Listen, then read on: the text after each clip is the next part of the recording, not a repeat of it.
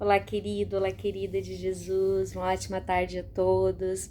Estamos aqui mais uma vez para estudarmos um pouco da palavra do nosso Deus. Convido você então aí onde estiver, né? Curvar sua cabeça para orarmos. Pedimos sabedoria ao nosso Deus. Bendito, soberano és tu, Senhor, obrigado por todas as bênçãos. Pedimos perdão pelos pecados, por nossas iniquidades, falhas, aquelas que conhecemos e as demais também que muitas vezes fazemos, né, sem pensar, sem querer, mas que o Senhor repreenda toda a malícia, todo o mal em nosso meio e que a tua paz, o teu renovo, a tua alegria, né, que o Senhor faça morada em cada um de nós, na nossa mente, nos nossos corações. Limpa, Senhor Jesus, e transforma-nos cada dia mais, em nome de Jesus. Amém. Queridos, a momento de reflexão de hoje, ele está lá em Lucas, capítulo 22, do 31 ao 34, e diz assim: Simão, Simão, eis que Satanás vos reclamou para vos peneirar como trigo. Eu, porém, roguei por ti, para que a tua fé não desfaleça. Tu, pois, quando te converteres, fortalece os teus irmãos. Ele, porém, respondeu: Senhor, estou pronto para ir contigo, tanto para a prisão como para a morte. Mas Jesus lhe disse: Afirmo-te, Pedro, que hoje 3 vezes negarás que me conhece antes que o galo cante. Aqui então, quando Pedro é avisado, né, que ele negaria a Jesus, e ele ali naquele momento de autoconfiança, até mesmo de arrogância, ele disse para Jesus, né, na verdade ele achava que estaria pronto, né, tô pronto para ir contigo, para a prisão, para a morte, seja lá o que for, seja lá o que vier. Entretanto, queridos, depois dessa passagem, né, Jesus explicando, Simão, Simão. Pedro, na verdade, que seria Petros, originado do grego, né? E Pedro, ele significa força, rocha, né? Percebam que aqui Jesus trata ele como Simão. Simão, Simão. Eis que Satanás vos reclamou para peneirar como trigo. Ou seja, ele aqui está dizendo mais ou menos assim: olha, Simão, Satanás, ele tá pedindo aí uma autorização, uma liminar, né? Está exigindo, porque eu fui ver o significado da palavra reclamar ou reclamado, e diz que é algo que é exigido ou reivindicado, né? É como se estivesse pedindo uma autorização para peneirar como trigo, né?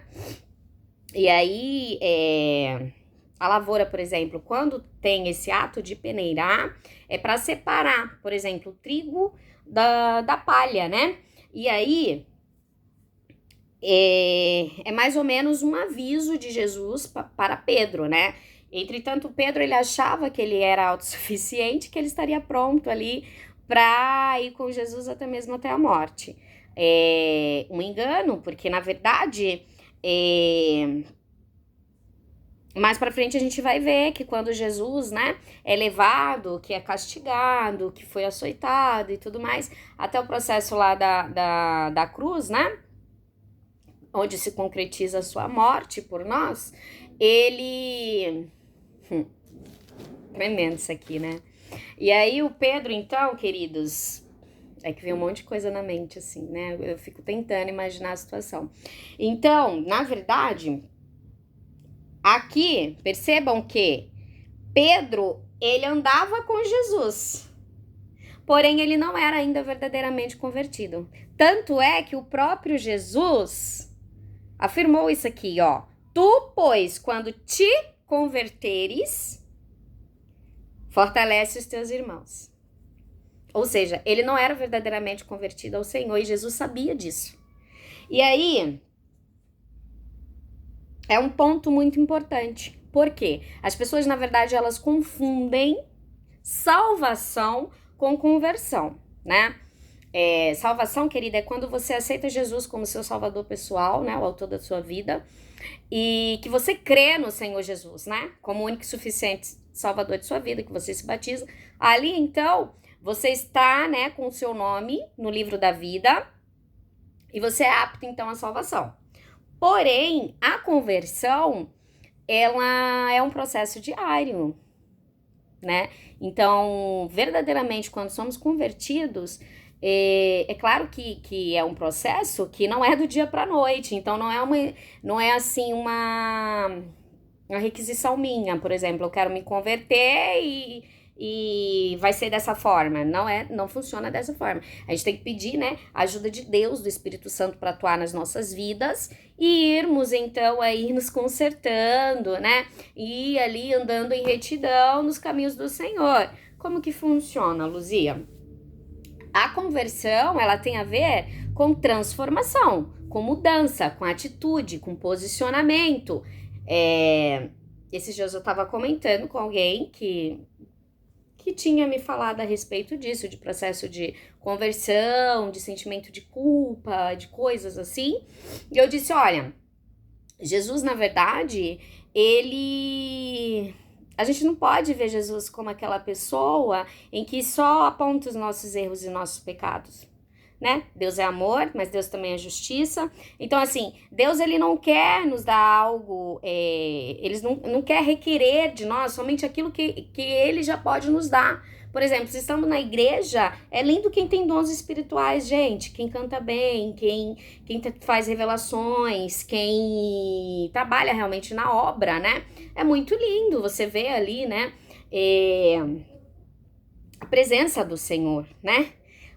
Porém, são coisas que o nosso Deus, ele dá a quem ele quer. Então, assim, Jesus, ele usa, né, as pessoas que ele quer e como ele quer. Essa que é a verdade. Então, assim, ao meu ver, tá? Eu acho até, é claro que a gente não pode se basear em achismos, mas o que acontece? Dons espirituais, por exemplo, eu quero cantar bem, eu quero pregar bem, ok, é algo que Deus nos concede. Mas, quando falamos em conversão, quando falamos em chamado, em transformação, em mudança, em atitude, em posicionamento, nós também estamos dizendo que, para estarmos, né, convictos em Cristo, nós temos que ter essa parte de renúncia, nós temos que ter o querer, entende? A atitude de abandonar velhos hábitos, que já não fazem mais parte, por exemplo, do nosso dia a dia, e queremos andar com Jesus de que forma? De uma forma certa. É isso, né? Queremos fazer o certo, ainda que ninguém esteja olhando, ainda que ninguém esteja vendo, o certo pelo certo. O certo sempre será certo, é isso. E quando eu digo em termos de conversão, que é um processo diário, muitas vezes ele também vai nos machucar, muitas vezes vai ter um pouco de confusão, vai ter um pouco o processo, né, de conversão em si, ele pode trazer um certo desconforto. Por que eu digo isso? Porque ele vai contra aquilo que nós já estamos aptos, contra a nossa natureza carnal, contra a nossa natureza pecaminosa, né? Então, é algo que nós devemos decidir, a ter mudança de visão, a ter mudança de comportamento, a se posicionar, né? Se eu vejo que isso não agrada ao meu Deus, por que eu vou fazer? Né? Se eu vejo que tal ação, que tal comportamento tá me distanciando do meu Deus, por que eu vou fazer? É isso que o Senhor quer de nós, né? Muito mais que cantar bonito, muito mais que falar bonito, o Senhor quer transformação, quer mudança, quer verdadeiramente pessoas convertidas, né? Verdadeiramente convertidos e não só emocionados, que precisam, por exemplo, de um pastor ou de um levita ou de qualquer outra pessoa lá para ficar direcionando. Não, sabe? É claro que é muito bom a gente estar na presença de Deus, a gente se animar e tudo mais, mas conversão tem a ver com aquilo que Cristo é na nossa vida, né? que ele traz a paz, a alegria, a comunhão, e é isso que eu tô falando aqui, tá? Então, o que eu aprendo com essa passagem de Pedro, quando ele é avisado? Eu aprendo que nem todos que dizem Senhor, Senhor, como a própria Bíblia diz, verdadeiramente é cristão. Eu aprendo que não é porque eu frequento um culto dia de domingo, 2, 3 horas, e que eu sou uma crente verdadeira. Eu aprendo que o meu Deus quer de mim que eu seja transformado, que eu tenha mudanças de vida. E cada dia mais o Senhor tem falado comigo nesse processo de libertação, nesse processo de conversão, né? E que mais que eu posso dizer, né? Quando mudamos, quando temos, né, esse processo de transformação de fato, aí vem aquilo, né? Não mais eu, mas Cristo vive em mim. Essa deve ser, né, a nossa luta diária, né?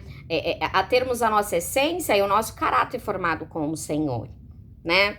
E o que é super interessante, porque depois, no capítulo, na verdade, no versículo 54, aqui vem trazer o que Jesus já havia lhe afirmado, que é quando Pedro nega Jesus, né?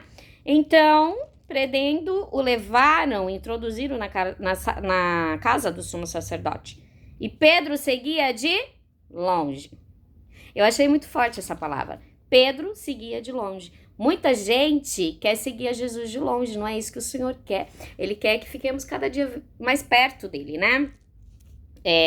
E quando acenderam fogo no meio do pátio, Pedro tomou lugar entre eles, ou seja, estava lá entre as pessoas só observando tudo que acontecia com Jesus. E aí uma criada, vendo ele perto do fogo, fitando, olhando, né? Disse, esse também estava com ele. Aí Pedro negava, dizendo, mulher, não o conheço. E pouco depois, outro veio e disse, olha, ele também é da turma dele, né? Trazendo para hoje. E aí Pedro então dizia, homem, não sou eu não estava com ele, eu não andava com ele, ou seja, negou pela segunda vez. E aí, passando ali cerca de 1 hora, veio outro e afirmava, dizia, olha, este verdadeiramente estava com ele, porque também é Galileu, é da Galileia, né? E aí, Pedro, ele insistia. E quando ele negou Jesus pela terceira vez, foi quando, né, o galo cantou, e aí cantou o galo. Então, voltando-se o Senhor, fixou os olhos em Pedro, e Pedro se lembrou da palavra do Senhor, como ele dissera, hoje 3 vezes me negará, antes de cantar o galo. Então, Pedro, saindo dali, chorou amargamente. Eu fico tentando imaginar a cena, Pedro ali com medo, porque provavelmente ele também teve medo de que o prendessem ele, de que matassem ele. E ali ele fez exatamente aquilo que Jesus já havia declarado para ele, né? Que ele negaria ele 3 vezes. E aí passam com Jesus por ali, né? Jesus, quem sabe, todo ensanguentado, Jesus ali fitou ele nos olhos. E aí ele se lembrou daquilo que o Senhor dissera, né? E aí a Bíblia vai dizer que ele saiu dali e ele chorou amargamente, porque ele havia negado o Senhor. E aí eu vejo uma outra coisa muito tremenda, porque ainda que o Senhor soubesse disso tudo, ele escolheu a Pedro para ser líder, né? Então, assim, escolha aqueles que não são para confundir as que são. Deus, ele escolhe as coisas loucas deste mundo para confundir as sábias, né? E aí, eu tava meditando nisso. O próprio Jesus escolheu a Pedro para se tornar líder lá dos discípulos, né? Dos apóstolos. Porque talvez, se deixassem nas mãos deles, eles não escolheriam. Porque como alguém iria escolher, como que eles lá, os discípulos, iriam escolher por livre e espontânea vontade alguém que havia negado Jesus, alguém que estava com, digamos assim, com passado sujo. Porque, querendo ou não, eles sabiam que ele tinha negado a Jesus. Mas Jesus, ele é tão tremendo, né? Que no encontro lá com os discípulos, ele colocou, então, a Pedro como líder, né? E aí tem aquela passagem também, que é quando Jesus pergunta para ele, né? Uma certa vez os discípulos reunidos, se eu não me engano, tá lá em João 21, quem puder depois dar uma lida, é muito legal. E aí quando Jesus pergunta, né? Pedro, tu me amas? Ama mais a mim do que aos outros que vedes? Então, assim, percebam que ele negou a Jesus 3 vezes, e aí Jesus perguntou para ele 3 vezes: Pedro, tu me amas? E aí eu tava aprendendo sobre algumas palavras, né? Pedro, na verdade, que seria Petros. Petros, ágape, né? Tu me amas, com ágape quer dizer com amor maior, né? Com amor de sacrifício, de entrega, de origem grega também a palavra. Então, ágape quer dizer o amor que se doa, né? Um amor maior mesmo. E tem também a filéu, que significa um amor, assim, a filosofia, a sabedoria, um amor mais de irmãos, um gostar diferente, né? E filéu significa gostar. E ali, eu ouvi isso aqui de um pastor explicando que quando Jesus perguntou, ele meio que falou, olha, Senhor, eu gosto de ti, né? Mas não a ponto de dar a vida. Então, no outro momento, quando ele pergunta, tu me amas? E ali por 3 vezes ele responde, bem sabes que te amo, né? E depois ele deixa, né, a Pedro como líder, de fato, né? Então, ele o negou 3 vezes e ele disse que o amava 3 vezes. Então, isso aqui mostra que o amor triunfou sobre o pecado, né? E Pedro, ele cumpriu a sua missão que Jesus lhe havia ordenado, né? A missão à frente da igreja, a missão à frente dos discípulos, e Pedro cumpriu brilhantemente a missão do evangelho, né? E mesmo após 35 anos da morte de Cristo, Pedro então continuou, né, levando a mensagem da cruz ademais, e ele se tornou um grande líder, né? Que tremenda a história de Pedro. E a Bíblia diz que onde ele passava e onde a sombra dele se projetava, havia cura, havia restauração, havia... Então, grande era a unção do apóstolo Pedro, né? E aí, houve então uma restauração em Pedro, né? Desde aqueles momentos lá que antecederam a morte de Jesus, houve então a restauração. Para que essa restauração? Para ele liderar a igreja de Cristo, tá? Então houve essa transformação em seu interior. Por quê? Alguém que lidera a igreja de Cristo, ele tem que ter um foco em Deus, né? Amar a Deus sobre todas as coisas, o foco no amor a Deus, né? E aí aumentaria ali o potencial, né? Porque tem que cuidar. Por que tem que ter amor? Porque tem que cuidar da igreja, das pessoas, né? E Jesus, ele já sabia que Pedro, ele tinha esse amor, né, propício para cuidar da obra de Deus, das pessoas. E aí ele, quando ele diz, né, apacenta as minhas ovelhas. Tu me amas? Apacenta as minhas ovelhas. E quando ele diz apacenta minhas ovelhas, vai ter também lá, que eu tava lendo, não consigo me lembrar muito bem o versículo, mas vai dizer que ele considera como cordeiros e ovelhas, né? Por que ele fez essa comparação? Porque cordeiros e ovelhas, na verdade, eles necessitam de pastoreio, né? É rebanho. Então, trazendo assim para nós, é como se nós também precisamos ser pastoreados, nós muitas vezes precisamos ser conduzidos por alguém que seja mais sábio, que seja propício a dar bons conselhos para nós, né? E existem muitas pessoas ainda de Deus e que verdadeiramente, né, se preocupam com seu rebanho, né? E que apacentam as ovelhas de Cristo. São poucos, tá? Mas ainda existem. Então, assim,